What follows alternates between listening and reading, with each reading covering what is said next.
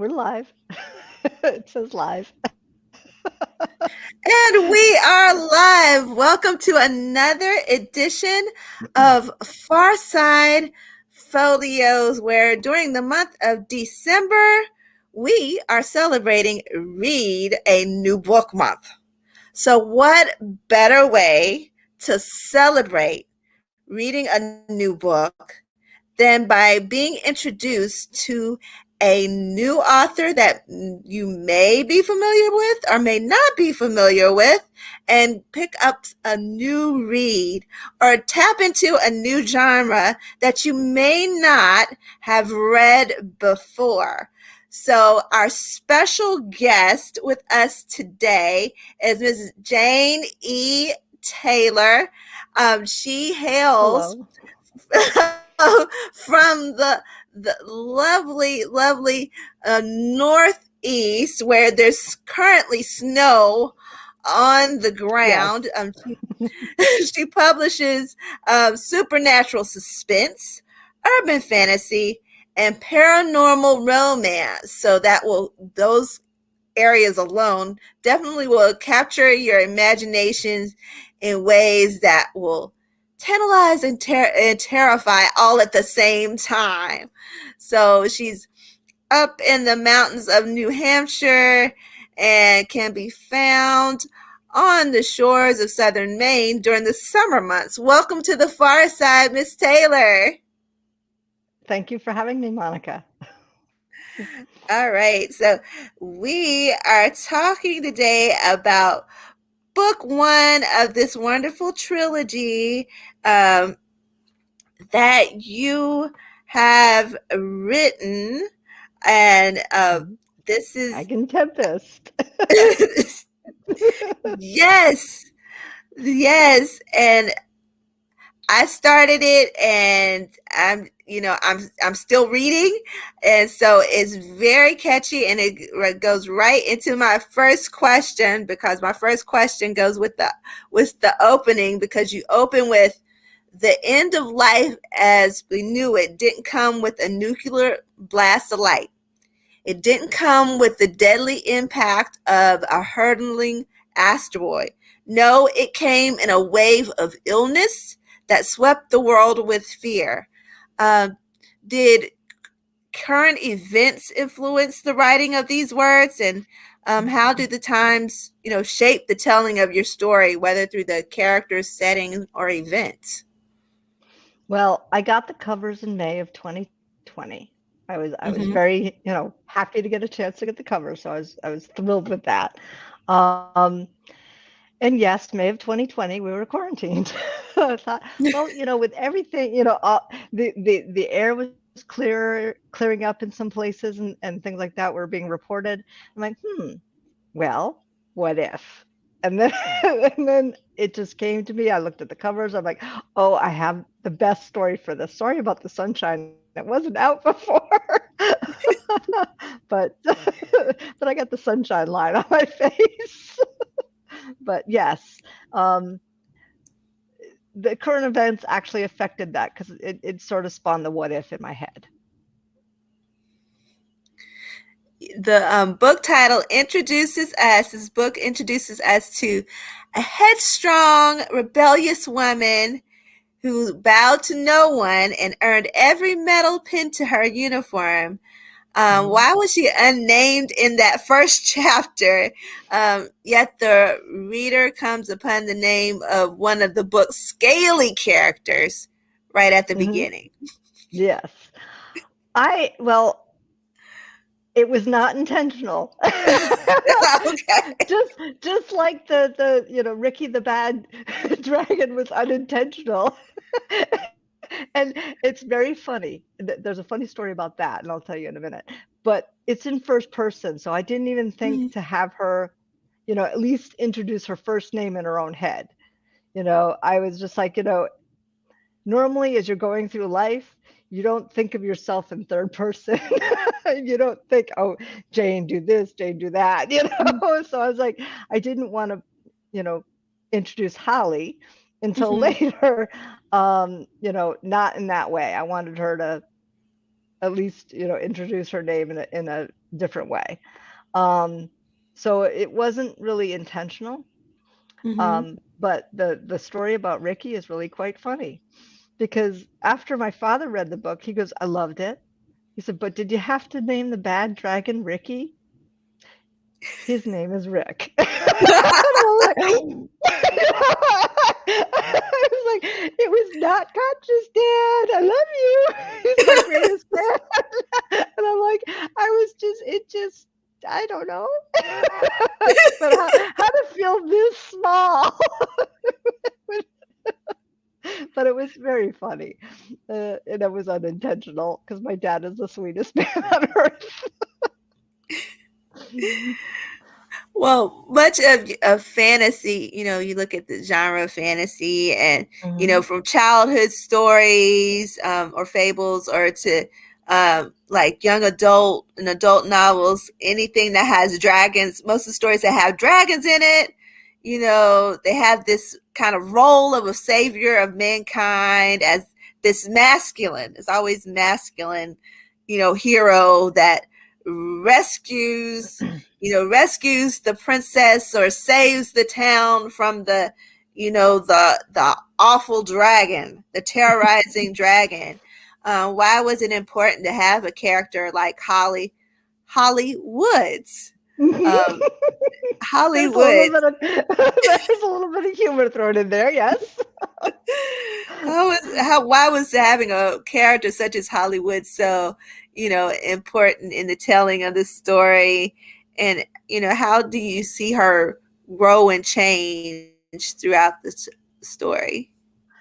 Well, I like strong women in my fiction. I'm a proponent that women are not, the damsels in distress, and Holly certainly is not. Mhm. She's got a mind of her own. She's a strong-willed person, and I think that i- that bodes well for her in that she'll, well, sometimes yes, sometimes no, run headstrong into the scene, like her own little savior, but she has to learn to trust others. She has Mhm. to learn to grow in that trust, even, making alliances with people that she doesn't quite think she should. And sometimes she's right and sometimes she's wrong. So so there's, the pluses and the minuses. And that develops her characters throughout the series. The first book she finds she has to trust the dragon that saved her from certain death. um, because he has ulterior motives, though. So it's a struggle between them, between both of them. Now you set this in New York. Hmm. As you start them off, there's tunneling through Central Station. There's the remains of the Brooklyn Bridge. There's a Hmm. destroyed Statue of Liberty, a solar paneled penthouse.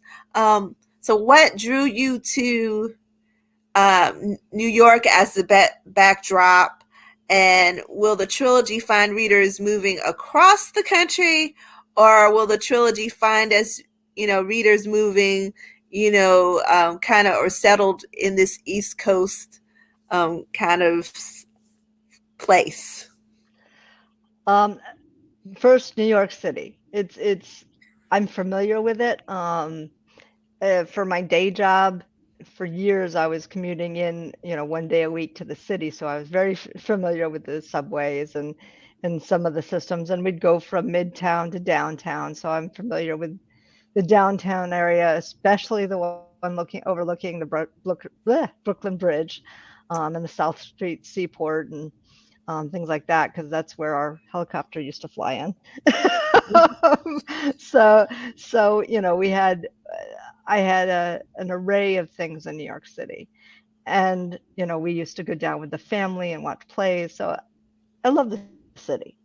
Um, so a lot of my books take place either in New York City or up on the southern coast of Maine because those are familiar areas for me. Um, and as an urban fantasy, it takes place in a city. And yes, the whole series takes place in the city. Whether it's uptown or downtown, and how they get there, that's interesting. But yes. And then the book itself appears to be kind of a mix of genres because you have the suspense there, you have fantasy. Now, how would you classify the trilogy, and what drew you into writing in this genre versus writing, say, a mystery or, or, or a romance, just a straight romance or um, a memoir of sorts? Well, it's a post-apocalyptic urban fantasy, Mm-hmm. and I have done the thrillers, I have done the mysteries, I have done the Mm-hmm. romance, um, but I've kind of settled into the urban fantasy world because I really like it because it takes the world that we're in and applies magic to it, and we can apply the rules of the magic as we go through it, um, or magical elements, like in this case, dragons and monsters and things like that. There isn't any human magic, which makes it difficult for the humans right now, but um, it just that's where I've steered over the years because it's kind of fun. It's kind of fun to play with the real world. um, I am going to be getting into fantasy a little bit more because I'm going to write the prequel to this next Mm-hmm. year that takes place in pre-Mayan culture. So that I have to make up because that culture was wiped out off the map. There is no history for a period of time, so I can play and make it my own. So that will be an interesting new bend of my mind, I guess. So, without giving the story fully away, what's the Mhm. premise of the Dragon Tempest? Dragon Tempest or the whole series? Let's Well, let's yeah, we can just let's focus on the um we can talk about the yeah, series since you're yeah, let's yeah. talk about the I series. mean, Yeah. I mean, well, the whole series. Well, Dragon Tempest at this point, it's like Independence Day meets Godzilla. Um, I think the whole series of Season of the Dragon is that because it's humanity's fight for survivals against um, these beings that think they're superior. Mhm. um, so it's our survival, and we don't have a leg up this time. In Independence Day, they had the missiles and they had to break down the barriers to get there. We don't even have missiles. We don't have anything that flies outside of the dragon. and and he's really kind of he wants some of the same goals as Holly, but he's not willing to sacrifice himself the way Holly is willing to sacrifice herself to win. So that's where the struggle between the two comes into play. You know, they're means to an end for each other, but So, what about this trilogy and um makes this story these stories so special to you? Is it some connection to the characters? Is it your connection to the setting? Is it the you know all the action that you build throughout the story, or the central theme that that you so connected to that makes it special to you? um,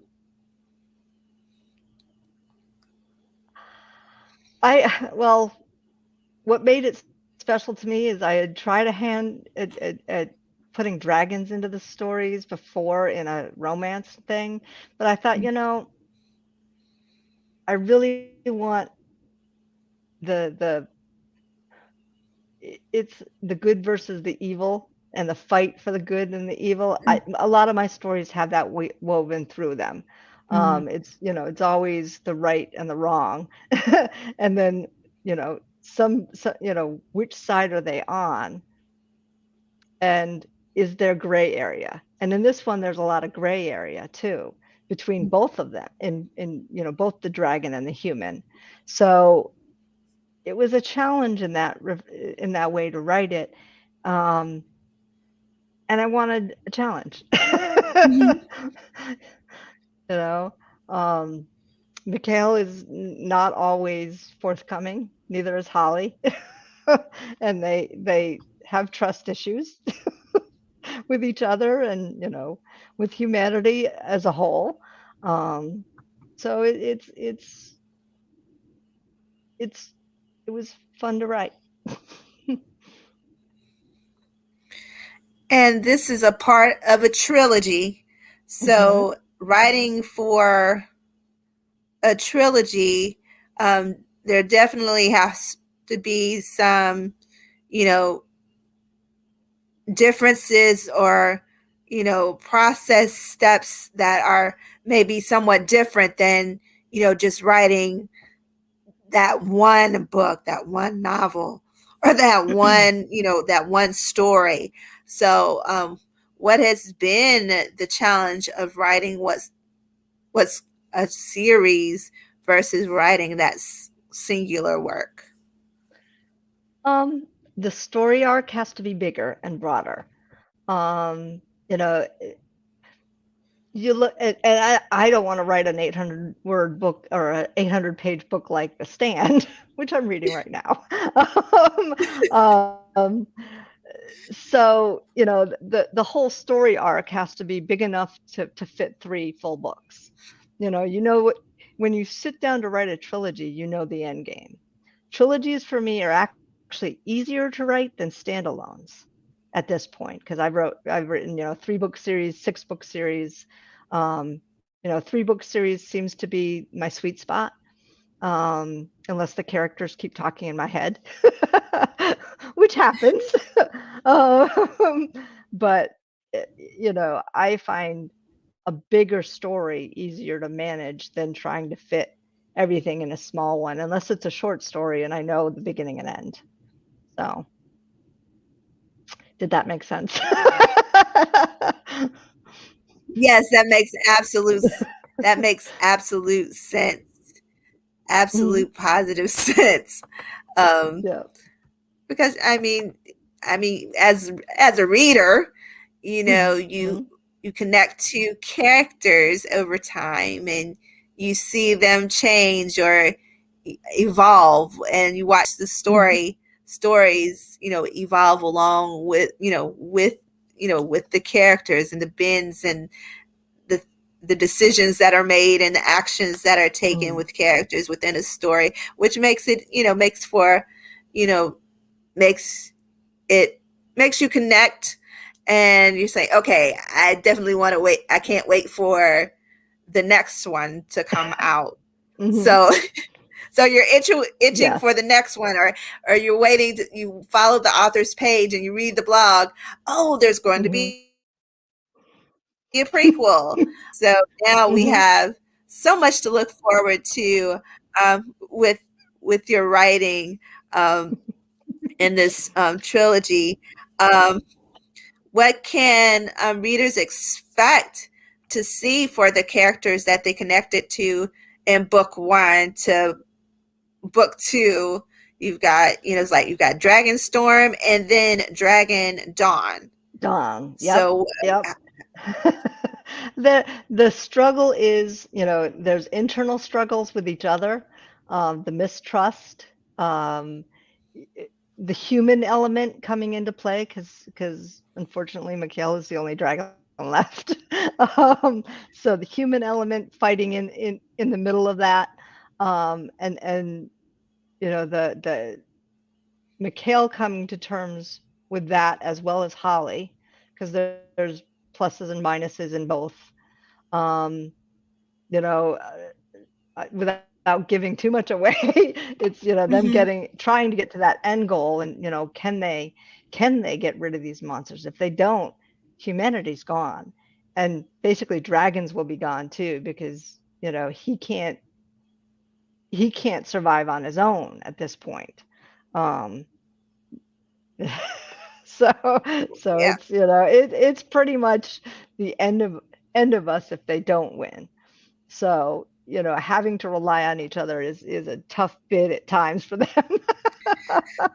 All right. So those who are watching us live and those who will catch us by replay, we are talking with author Dan E. Taylor about her book, The Dragon Tempest, which is book one in her trilogy.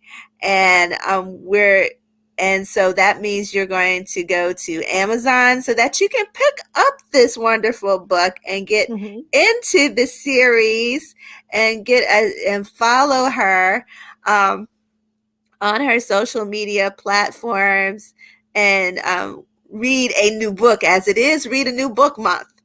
Mhm. So, Jane, you have published urban fantasy, supernatural suspense, and paranormal romance. Mhm. So, as an author, what's the challenge in writing in such a specific niche without sounding cookie cutter? Because there's sometimes you can read a genre and everything sounds, very like recipe The cookbook. same. Yes. Yeah. I the staple in all of my books, with the exception of one, which was a memoirish one, is supernatural suspense. So even with urban fantasy or paranormal or romance or even the thrillers, there's always that underlying theme going through it, the suspense theme. So I don't think my books are cookie cutter. I try to stay within some of the norms of the genre I'm in, but as you notice, I do have some blending of genres, and that between the suspense one and the urban fantasy and post-apocalyptic, um, I don't know. I'm a mashup. You know, I'm not very much for rules in writing on that page. I've made mistakes in tagging some of my books in the beginning. They were not romances. They were not, and just because the characters were into each other, but it was not a romance. I forgot the golden rule on romance of happily ever after, um, which is probably why I veered into the urban fantasy and the thriller types more than that. Um, but there are certain things that you have to follow in those genres. Like there has to be some element of magic or mystical in urban fantasy, thus the dragons and the monsters. In this series, I have another one another short story which is all Christmas, and I did that for my daughter. That came out recently too, but that I did urban fantasy, so I followed some of the urban fantasy with the strong female lead. Um, it also has monsters and Santa. So, but it's just having fun with with my imagination. And I don't think I don't know if I've answered your question. I just I babbled. mean, you really have answered it because one of the things that keeps something from being, cookie cutter is that you bring to it your own unique Mhm. imagination. So the way in which your dialogue flows or, Mhm. how your characters interact within a setting and with each other, the issues that um, come up with the characters and how they resolve their issues. All of those come out of your, unique imagination. So Hmm. I think that's a big part that keeps things from being so cookie cutter and Hmm. predictable, where you Hmm. can, you know, predict the happily ever after at the end, or predict how they get to the happily ever after, because of the Hmm. pattern. But with everyone's unique voice, the pattern sometimes is broken, and Hmm. the ending may not be as you think, or the outcome may Hmm. not be as you would think, or so that keeps it, I think that keeps it from being cookie cutter. So thank you for answering that question for me. You're welcome. So what do you hope that readers will take away from Dragon Tempest? Well, there are two different species trying to get along. They don't trust each other, but they can find common ground. If they can find common ground, we all can as well. You know, working together, you're stronger than when everybody's working apart. I think that's the key message hidden in there. Mhm. So, That's an awesome message, and definitely one that people should take note of, and think about at least. hmm. Um, so, as an author of series and across different genres, um, what is some words of advice? What are some words of advice you would give to, aspiring writers, or those who are, in the throes of writing their first great short story or novel, or are trying to take that first leap into you know uh, a fantasy, or urban Hmm. fantasy, or a genre like you've written in? Well, the first for any writer is finish the story. Get your butt in chair, type it out, get to the end, even if it's a mess. Because the hardest thing to do for a new writer is to finish the story. A lot of people start. A lot of people, go through that. Oh, I got this great idea, and then they get to a part and they stop because they don't know where to go, or they're not sure of what they want. I'm a pantser, so it's easier to say this than somebody who plots it out. Um, but plow through that period of time, even if you're writing words that don't really click with you, because you can go back and fix it on the editing thing. But the key thing here is to get the story, the complete story, out of your head and onto the page. And then the editing begins, going through and adding the layers of feelings and descriptions and all of those sensory things, that the first thing may be a straw man of text, of talking, of people talking, as opposed to the entire story. So that's okay too. um, that's a critical piece in writing, and I actually gave somebody that advice last night when we were on there. Finish the story and then we can write ours. And then once you're done going through that, get a good editor, one that won't just correct your spelling mistakes, but one that will poke holes in your plots, and poke holes and say you're not connecting A to B, or you missed this. You want somebody that will give you tough love. Because if you have somebody who panders and says, oh, I love it, this is wonderful, and then you get it out in the real world and it's really not, and there are holes in it, um, you know and you want somebody who will smooth out some of your grammar mistakes. I'm comma deficient. I have a great editor because of that. So so those commas are mostly hers. I So, totally understand. yep.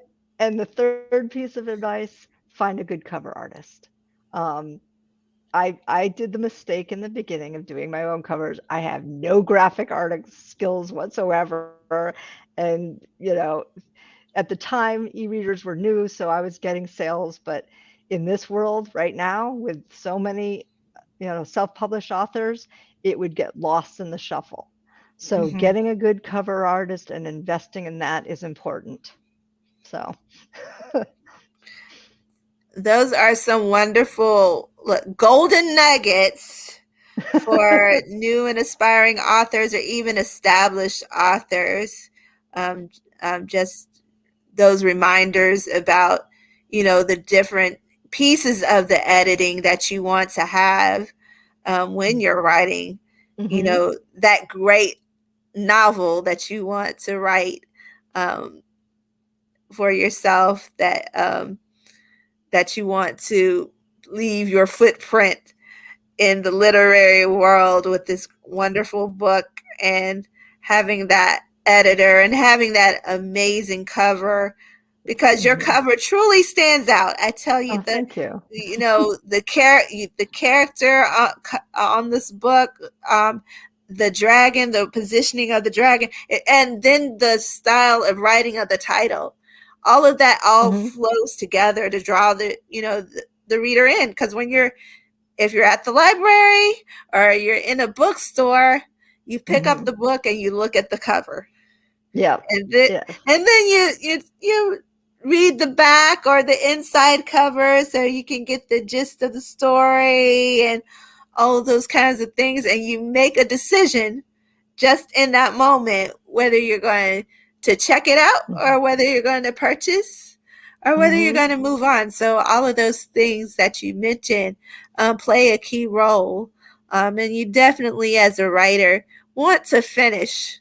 You want hmm to see your story. You should want to see your story to the end. And then you're able to go, really think, oh, I finished a thing. Yes. And now, I finished a thing, and now I can, you know, go back or, get some feedback, some hmm tough love and criticism from a hmm really wonderful, amazing editor, and that'll hmm make all the difference in the world. So, Miss Jane Taylor, we're so excited that we were able to spend this afternoon talking with you about Thank you. Dragon Tempest and this whole wonderful season of the Dragon Trilogy. How can those who are watching us live and those who will catch the replay and in their comments note that they've caught it by replay, how hmm can they find you on social media? Well, I'm on Facebook. My website is jetaylor75.com. That has all my links to Facebook, Twitter, and all of that. But you are showing the Facebook ones. Yes, I have a page, and it's J.E. Taylor on Facebook. Sorry, and I'm on Twitter as J.E. Taylor75. Yes. All right. So we know that we can connect to you and find out what's going on with all of your writing, your current projects, and what you're doing, having forthcoming, and can be on the lookout for in the future. So, for all of our live viewers and those who will catch the replay, remember to catch Janie Taylor on her social media platforms. Check her out on Amazon, and grab, if you got Prime, it comes right, it gets to you a little bit Oh faster yeah. if you got Prime. Yes, it does. So, It does. so this is read a new book month. So with read a new book month, our read a new book, we want you to pick up Dragon Tempest. It's book one in the series. So we want you to start with book one. Um, hmm so pick up book one as we're in the month of December, which is lovingly called Read a New Book Month. So for all of hmm us who are librarians, whether academic, public, research, children's librarians, school librarians, this is an important month for us. So read a new book. Check it out. Check out a book Yes, at your huge. library. Go pick up a book at your bookstore. And why not, while you're doing that, support our independent authors who are out here, doing the thing, especially in these times of, not being able to go to all of the book festivals and, Yeah. the in-person events and the signings that normally during the year that we usually attend, and a lot has been done virtually. And we've been able to do some there. I mean, I'm sure you've been able to do some things virtually, but it's definitely a challenge when you just launched a book and Mhm. have launched a book and then end up in quarantine. And oh, all of Yes. the lunch that you planned is like, oh, you can't do that now. So Mhm. support our independent authors. Thank you again, Miss Janie Taylor, for coming and sharing this afternoon with us. Thank you, And we look Monica. forward to future works and your future publications and endeavors. And so thank you so much. Thank you for having me. It was wonderful. All right. So, for those who are watching live and who will catch the replay, remember to stay tuned to the Farside Co-Ed Book Club Facebook page for more author interviews and posts as we celebrate Read a New Book Month during the month of December. So, until next time, many roots, many voices are a part of the infinite story. So, plant your seed. Have a great day.